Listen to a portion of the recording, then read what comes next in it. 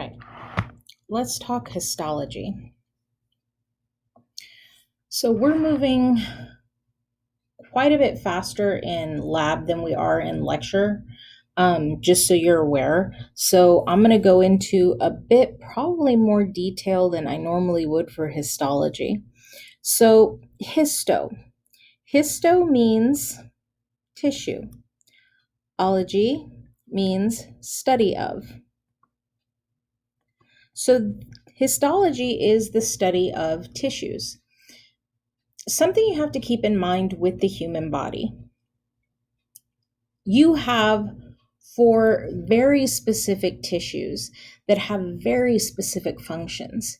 It's like having the right materials in your car to do the right job.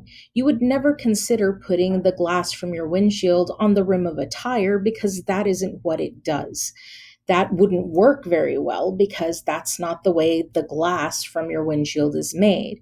By the same token, you wouldn't take the dark black rubber from your tire and use it as a windshield. The whole point of the windshield is that it is glass and you can see through it so that you can see where you're going. And if something is flying at your face, like a bug, it's not actually going to hit your face, it's going to hit the windshield, while at the same time still allowing you to see. The tire is malleable. It can expand and deflate slightly with changes in temperature, but it's malleable enough that if I hit a speed bump, it's not going to crack. So it's kind of like having the right material for the right job.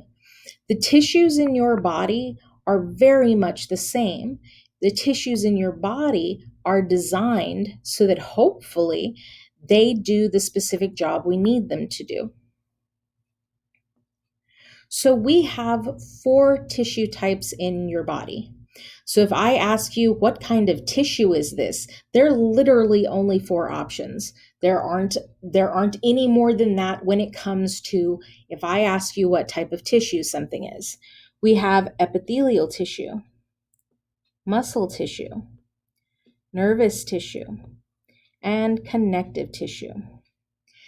Epithelial tissue covers both internal and external surfaces.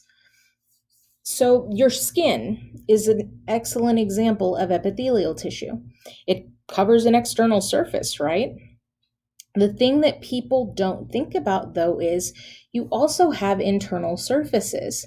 If I were to take the stomach of any animal and kind of flay it open, there is a surface on the inside that I could touch. When I swallow water or I swallow food, it goes into a chamber that has a surface. So when we talk about epithelial tissue, it's not just an external surface. Internal is also included there. Muscle tissue, number 2, is highly specialized in the fact that it contracts. Contracting meaning moving. When you bend your arm, the muscles on your arm contract. This is the only tissue you have in your entire body that moves. No other type of tissue that you have moves unless the muscle makes it move. Okay? So muscle is really specialized to do this movement, this contraction. Nervous tissue, number 3. Nervous tissue has 2 different types of neurons, or cells, I should say. You've got neurons that are responsible for carrying signal, and then you've got neuroglia. Neuroglia. They are responsible for taking care of these cells. Their job is to make sure that the neurons, our communication lines in our body, are taken care of and watched over and fixed when they need to be fixed and given what they need to be given. You can kind of think of them like nursemaids. Then finally, we have connective tissue. Connective tissue is, by design, The reason that we put things into this category, it's got some cells, but a lot of packing material. And when it comes to function, it's true that some connective tissue does connect things together. Your ligaments holding your bones to your neighboring bones, that's connective tissue. Your tendons holding your muscles to your bones, that's connective tissue.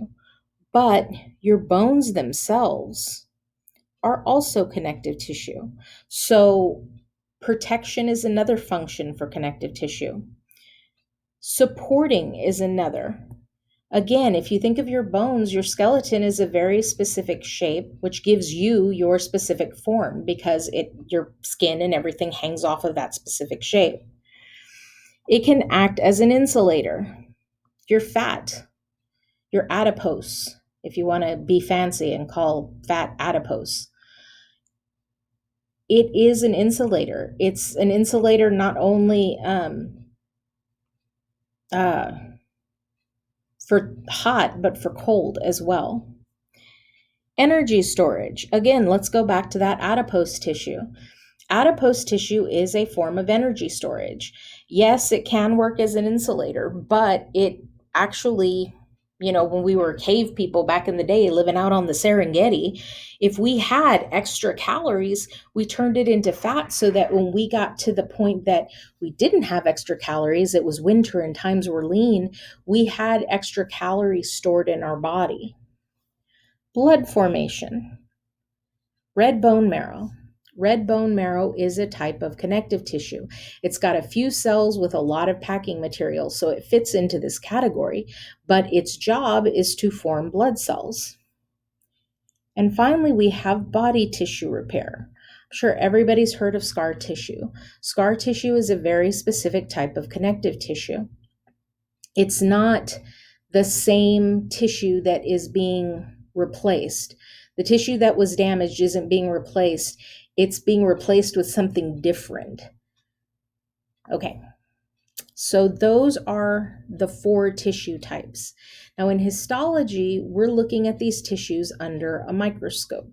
So you're going to see slides of these tissues, and I'm going to give you big, huge landmarks so that it's very easy to identify what you're looking at. So, epithelial tissue. If you can tell me 2 things, you're about 85% of the way done learning all of the slides for the epithelial tissue. You need to know how many cells are in there, how many layers. Is it 1 layer of cells or is it more than 1 layer of cells? And then you need to be able to tell me the shape of the cell. That's it.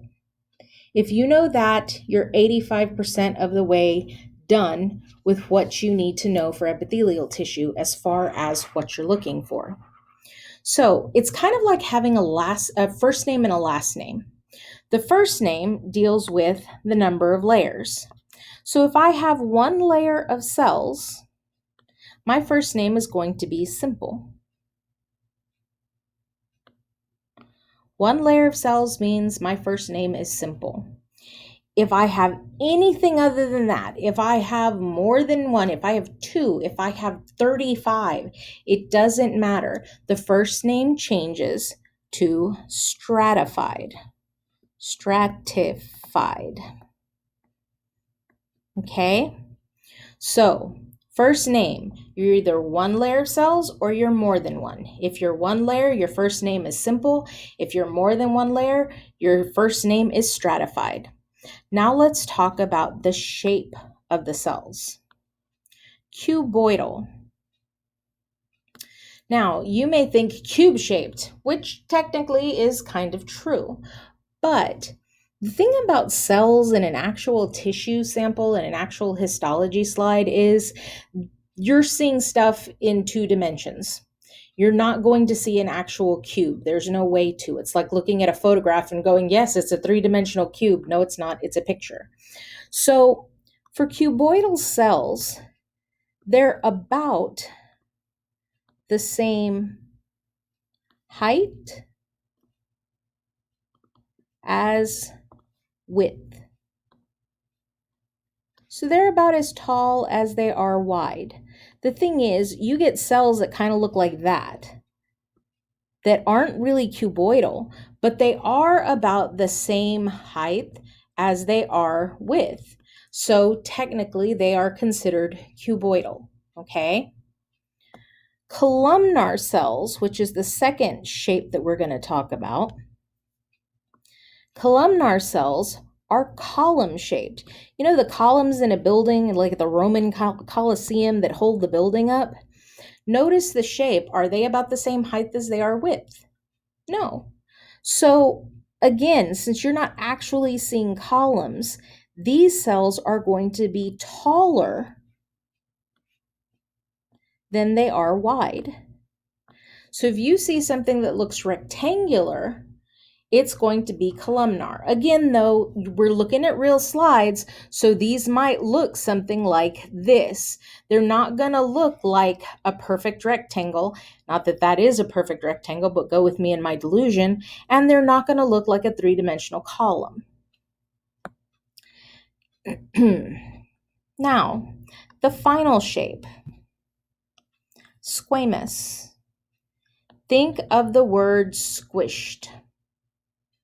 Okay? So squamous cells look like pancakes. They look like they've been squished down. Okay? They'll usually have a nucleus, but they don't look the same height as width, and they don't look taller than they are wide. They look squished. So if I'm looking at a tissue, I don't have to memorize anything necessarily. I can just say, okay, so what I'm looking at kind of looks like that. How many layers are there? 1. So the first name is simple. What's the shape? Well, it's about the same height as width, so I'm going to go with cuboidal. Okay, simple cuboidal, because I can see how many layers are there and I can see the shape of the cells. And I'm serious, if you know this, you're about 85% of the way to knowing where everything is or what everything is in epithelial tissue. Now, if I do show you a slide like this and I say, what kind of tissue is that? Tissue. That should give you a huge clue as to what I'm asking, because as I said before, there are only 4 of these that exist. So this would be epithelial tissue. Now, if I ask you to identify the slide, then it would be simple cuboidal epithelium. Okay? So, hopefully this helps a little. Let's start looking at real examples. So let's go the simple route, okay? And honestly, when you first start looking at these, it's a good idea to look at them side by side so that you can really see the difference. These, I need another color because that one's not good for this. These are squished cells.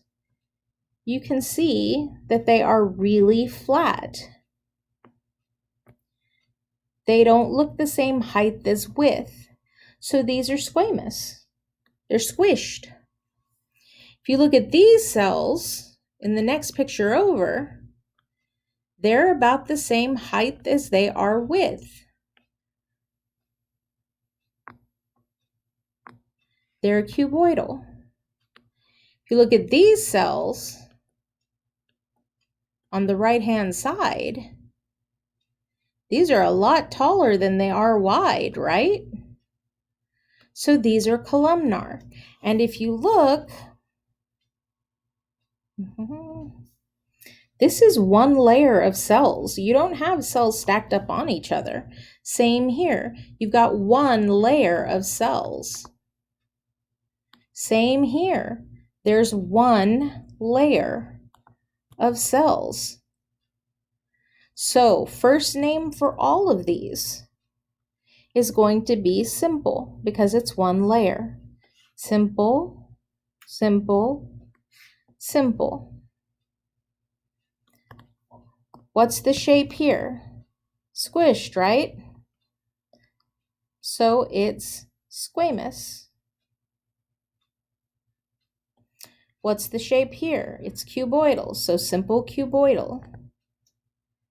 What's the shape here on the third one? It's columnar, so simple columnar. Now, another question that I can ask you. Where do you find it? So most simple tissues, most simple epithelial tissues, it's going to deal with moving things from one side of where those cells are to the other, like across a wall. So the simple squamous, pretty easy. You find it in the lungs. What happens in the lungs? Gas exchange does. So this is the wall that oxygen has to cross to get into my body. Simple cuboidal, this actually happens in the kidneys. The kidneys filter our blood. We learned that in chapter 1. So this is the wall that filtrate has to get by in order for us to filter our blood. And columnar, this guy up here on the right-hand side, this is actually found in the intestines. Okay? So in the intestines, what am I doing? I'm absorbing nutrients. So if I'm absorbing nutrients, it needs to get past this wall to get into my body. Okay? So again, when you're looking at this and you're studying it, try to look at the pictures side by side to begin with, and then go on ahead and start kind of, okay, I see what it looks like now. You kind of have to get used to it. It's not something that just kind of automatically, oh yeah, I get it. And if it is, great, but for me, it wasn't. So, simple squamous. There's that squamous shaped cell, right? It's squished like a pancake. So I've got my squished like a pancake cell. Now, here are the parts. That's the cell's membrane. Just like our cell model, this has a membrane. If it didn't, it wouldn't hold its shape. All of these things, all of these dark circles, they're the nucleus of these cells. So you've got the nucleus. And then finally, you've got that single layer of flattened cells. Okay? So with this one slide, I can say, what kind of tissue is this? Well, this is epithelial tissue.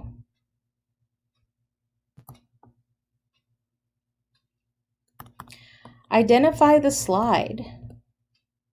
Slide, it would help if I could spell. This is simple squamous epithelium. Where would I find it? Well, I would find it in the lungs. And if I really want to,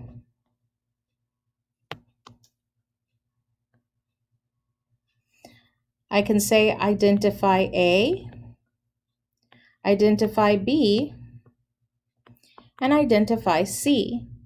So A is the nucleus, B is the cell membrane, and C is the one layer of squished cells. Okay? So keep that in mind when you're studying for your practical, because these are perfectly valid questions that I can ask you. So, moving on. Simple cuboidal. Look at that cell. It's about the same height as it is width. Now again, remember, we don't live in a perfect world. It's not going to be a hand-drawn picture, but these cells are about as wide as they are tall.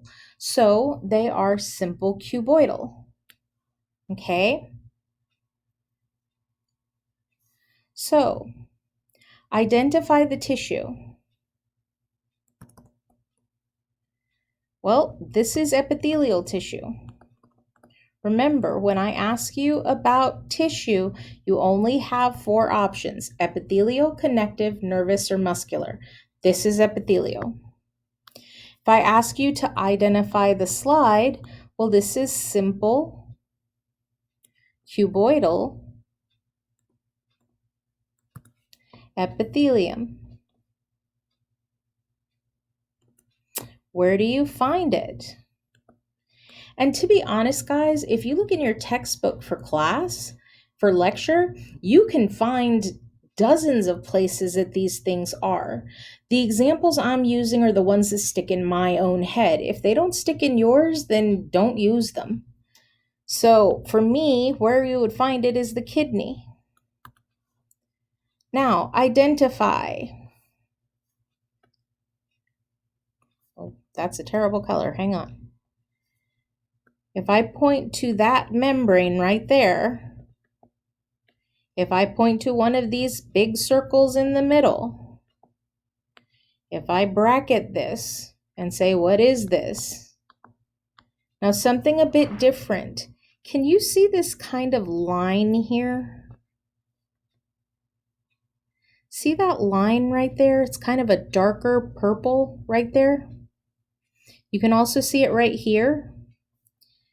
This is something called the basement membrane.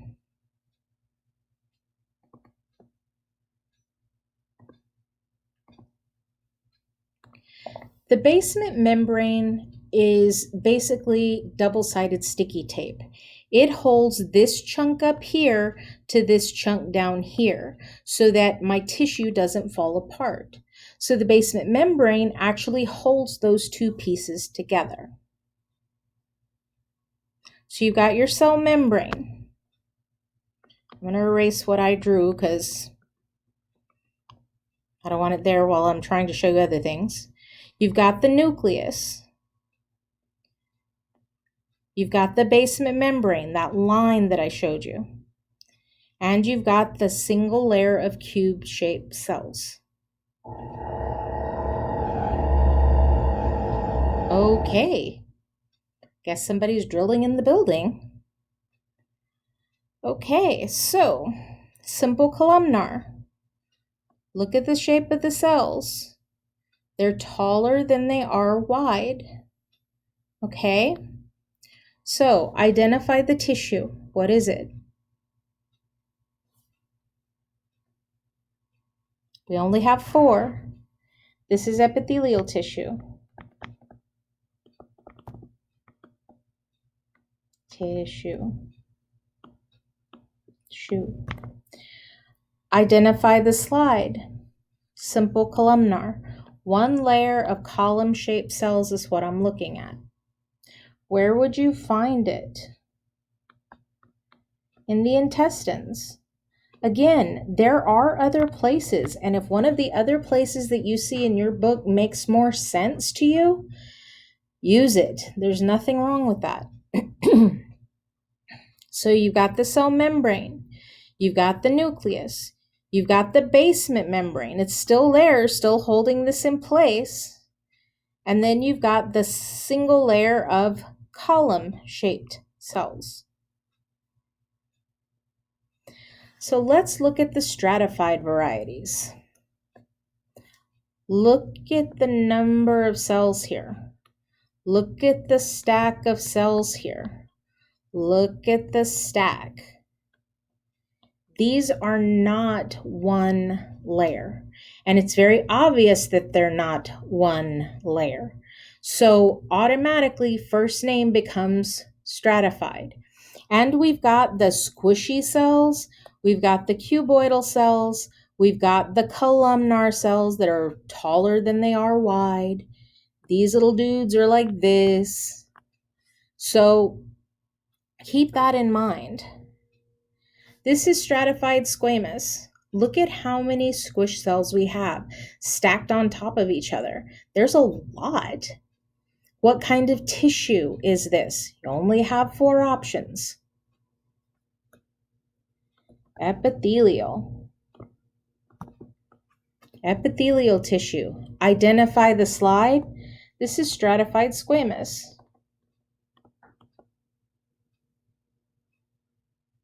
Okay? Where would you find this? The skin. In fact, this is the skin. This is actually a slide of the skin. Now, you can still see the membranes of the cells. You can see the outline of where those cells are.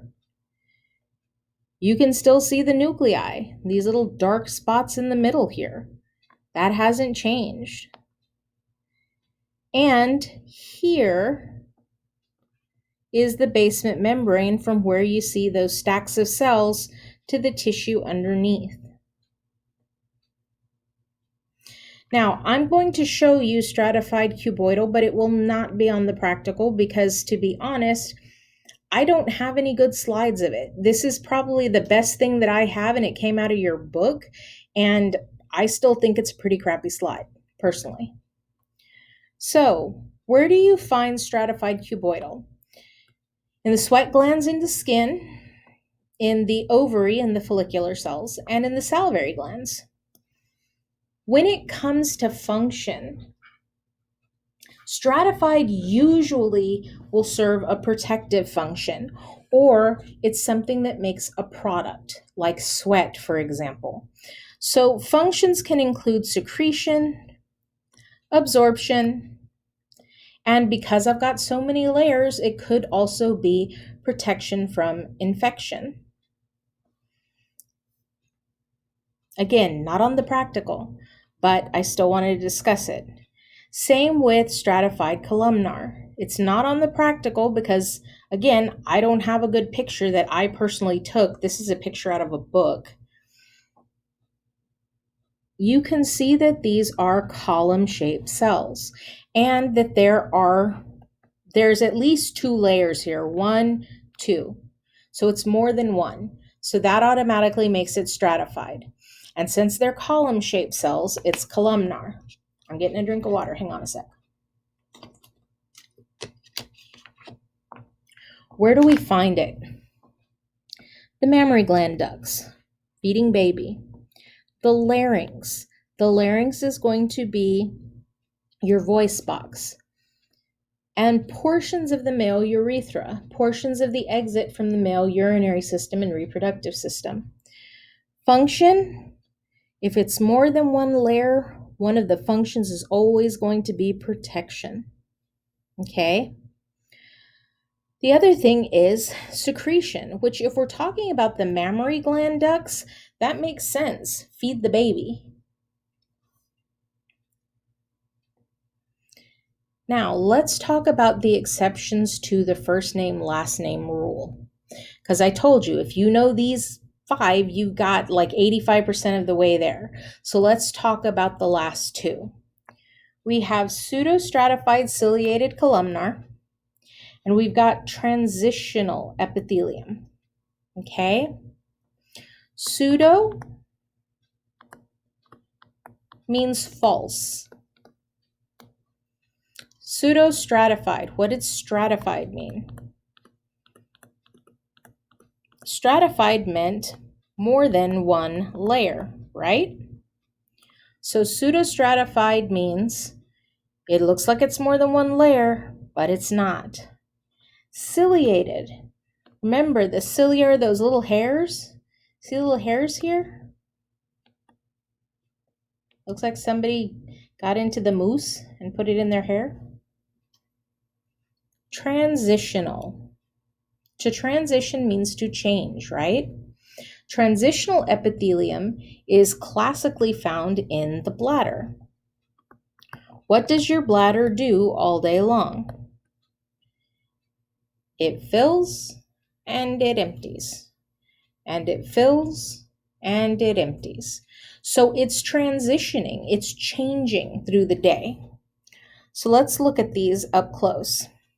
Pseudostratified ciliated columnar. What kind of tissue is this? Epithelial. This is still one of the epithelial tissue. If you look, this looks like I've got a nucleus, a nucleus, a nucleus, a nucleus. It looks like it could be more than one layer, but it isn't. It isn't. It's one layer, And the cells are just really funky shapes.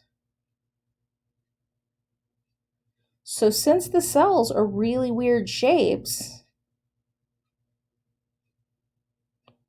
you've got these nuclei kind of all over the place.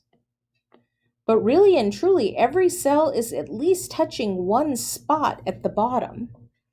So we call it pseudostratified because it looks like it's more than one layer, but it's not. It is ciliated.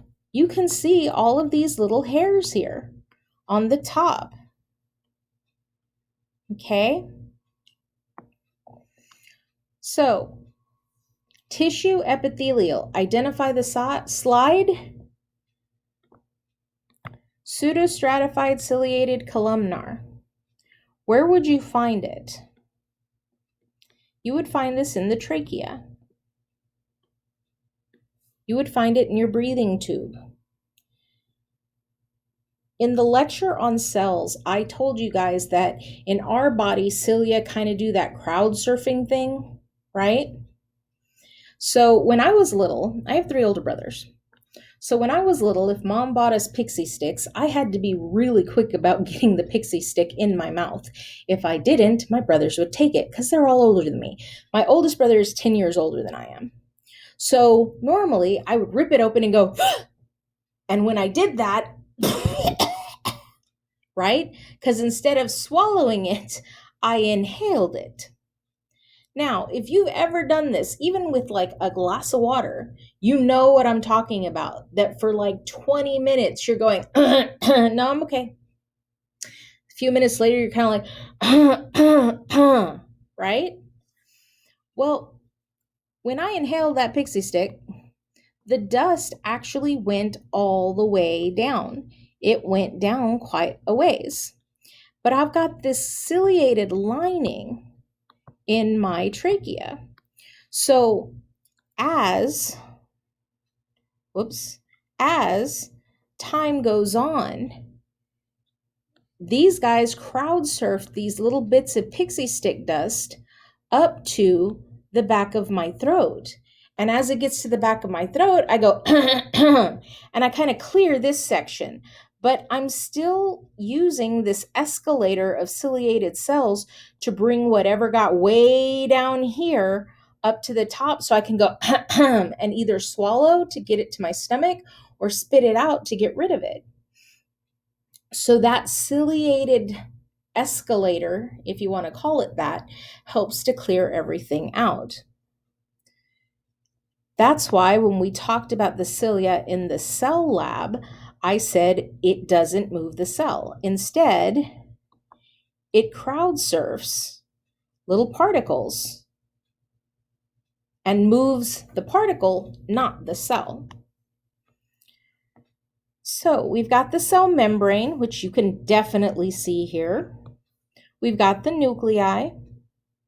We've got the basement membrane, which you can definitely see right there, that line. We've got the cilia, the little hairs. And we've got the free surface. Those cilia are only going to be able to move something if they're on a surface. So where the cilia are, there's a free surface that's exposed. In the case of our trachea, it's exposed to the air. Now, transitional epithelium. Transitional epithelium can be a little tricky because if you look at this picture, to me, it looks like stratified squamous. I've got some squish cells and they're stacked up on each other, especially like here. It looks like squish cells stacked up on each other. So unless I show you 2 separate pictures and explain that the 2 separate pictures are the same tissue, you're not going to know it's transitional epithelium. So if on the practical you see 2 pictures side by side and I say this is the same tissue, you need to know it's transitional epithelium. Okay? So what kind of tissue is this? It's epithelial tissue because there are only 4 options. Identify the slide. It's transitional epithelium. Where do you find it? Classically in the bladder, because the bladder fills and it empties. Now, this is kind of the interesting thing with transitional epithelium. As the bladder fills, it's almost like an accordion. The cells actually slide on each other to make more space for the bladder to fill. And then when the bladder empties, they kind of accordion back down and slide over each other to make the bladder smaller.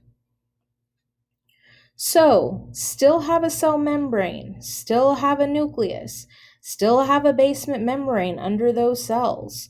That has not changed. Okay, I'm going to stop this lecture here and then I'll continue with muscular in the next one, or muscle tissue.